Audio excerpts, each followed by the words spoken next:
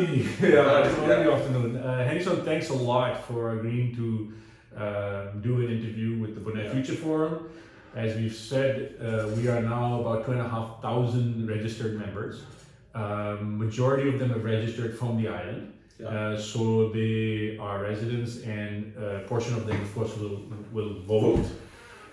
Even the people who don't vote with their ballot, they vote by their opinions. So they actually talk to people and they shape their opinion, they say what they think, they express it. They care about the island. They really, you people who visit or have homes here or part-time here. And then they also vote by spending. They vote by going and spending money. So when you have events that are cultural events and others with the bio festivals, just hugely successful. People who had never been to certain barrios are going there and they're spending money in the community. So this group of 2,500, they vote in different ways and they want to know who are our leaders, who aspire to be our leaders. They really haven't understood that as much as people who've been on the island, of course, locals and been there for a long time. So what we will do is we'll talk a little bit about Hennyson Thielman, the person. We want to know, people want to know, who are you? Where did you grow up? What was childhood like? What kind of schooling did you have? What kind of family environment did you have? Your brothers and sisters? What were your parents like? What kind of influence did they have on you? How did you get to be, and what memories do you have of as a child of growing up on this island? And then what happened later on as you grew up, or went off to see the world, got educated, and then of course, when you came back, what did you do? And then why and when did you decide that you want to enter this rough and tumble world of politics? It's in your case, I think most people know that you had choices. You were successfully doing other stuff, so it wasn't like you ended up in politics because there was no other place to go. Sometimes that happens, where people who can't get a job anywhere end up looking at politics as a way to make a living. You didn't. You actually sacrificed for it, and you put up for it, and you. So that plus, of course, what you've been in the government, you've been a part of a coalition. People want to know what have you learned from it, what have you did. Not everybody gets to see all the things that you have done, so they want to also hear from you. What do you think that your accomplishments were? What would you do differently? Why should you be given another chance? What did you do that justifies it? So that's the sort of comprehensive conversation we're going to have. And so let's start by you telling us and our membership on your childhood, where did you grow up, where did you get born, and your family and all that. Please. So I was born on Bonaire. I was born here.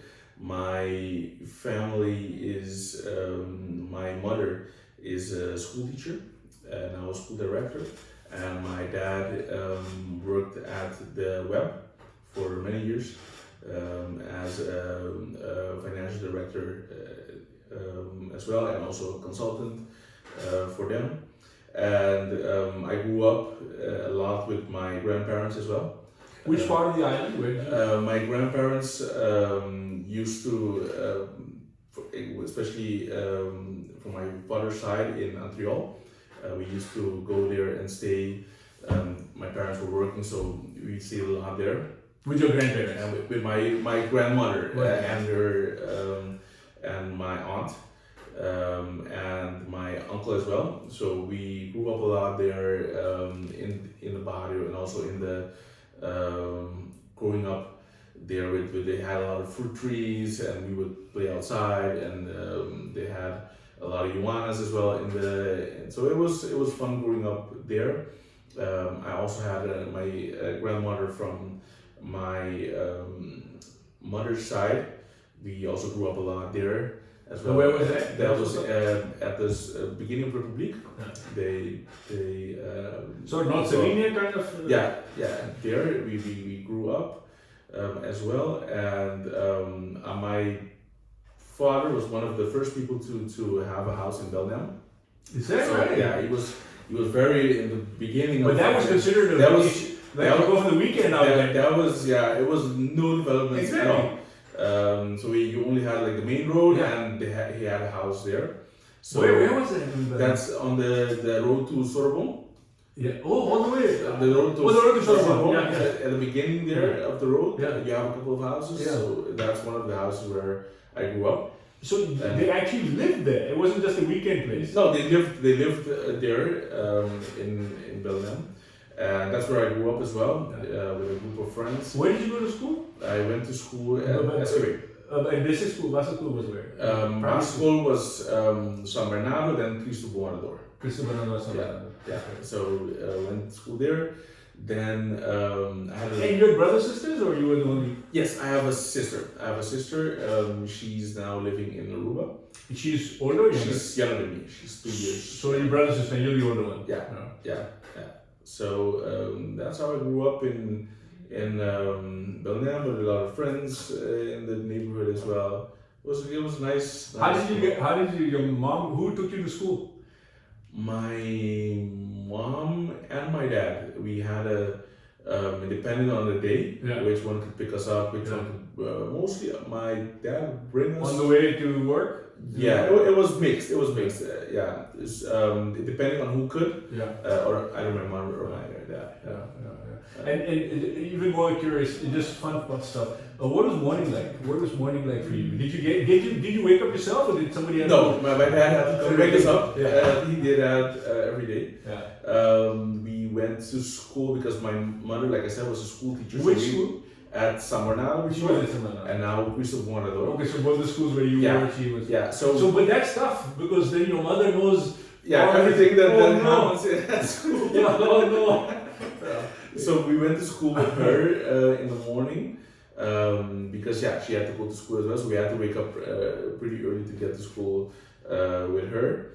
So that's how I grew up in my. And breakfast was in the morning. Did you even eat, or you just ran out of the house? Yeah, no, we did do breakfast in the morning and sit down at the table. So breakfast. Oh, real breakfast. Yeah, but just like bread and cheese, easy things like that. Yeah, peanut butter.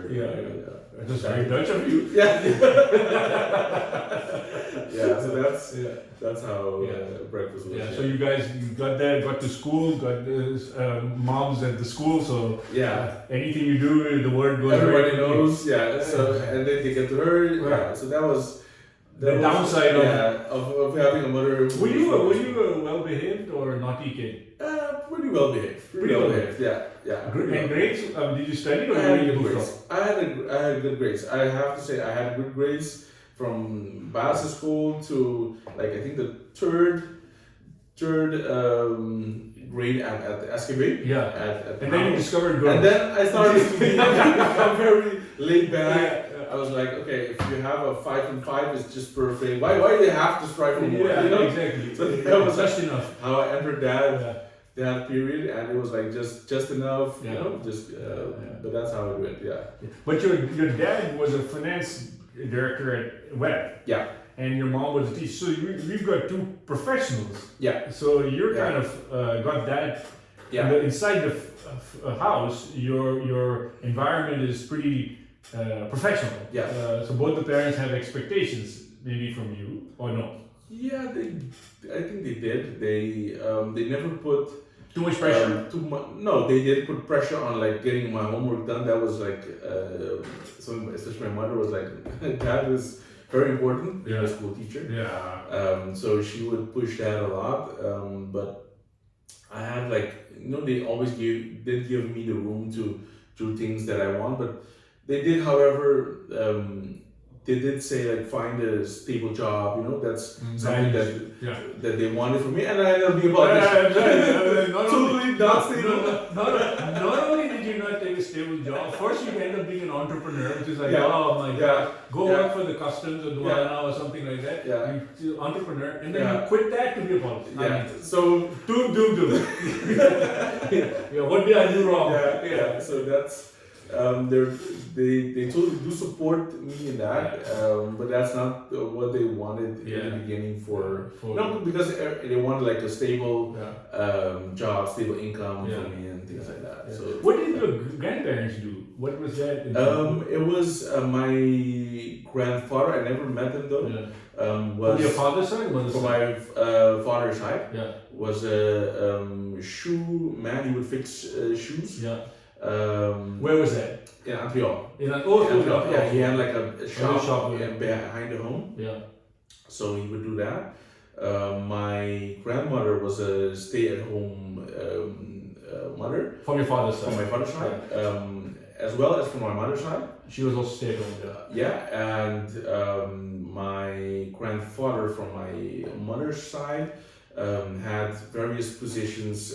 He was with J.C. Herrera. He did a lot of things there as well. For the Gerhards as well. So we had a different positions. He worked at Web as well. So that's the sort of grandparents' environment, but mostly Montreal is you would consider, and not Slovenia. I'm pretty. I find myself. I'm pretty spread out. I mean, I spend a lot of time in Playa as well because of my family's roots. But like I said, North Slovenia Republic. Montreal as well, Bonaire as well, so pretty spread out. What about hobbies as a kid or sports as a kid? Were you? I tried like many things. Everything. But, we did. I did football in school. I did baseball as well, tennis. Those were the three biggest sports, but we did a lot of things as well. What about in the water? Did you get out? Just go swimming. Not a lot. No, we did do.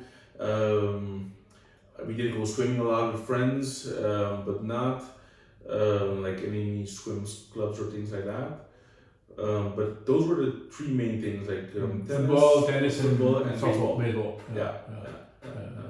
So and in the early stages of schooling, you were pretty good in terms of grades and everything. And then later on is where you decided that it's overrated. It's overrated as other.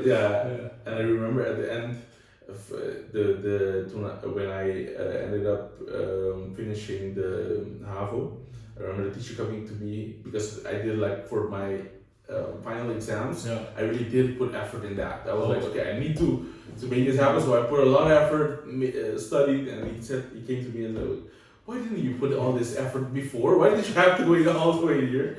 You know, so, but that was, I think, growing up things, and it's starting to go far off. What happens after school? What happens after STB? You mean after? What did you, after you finished STB? I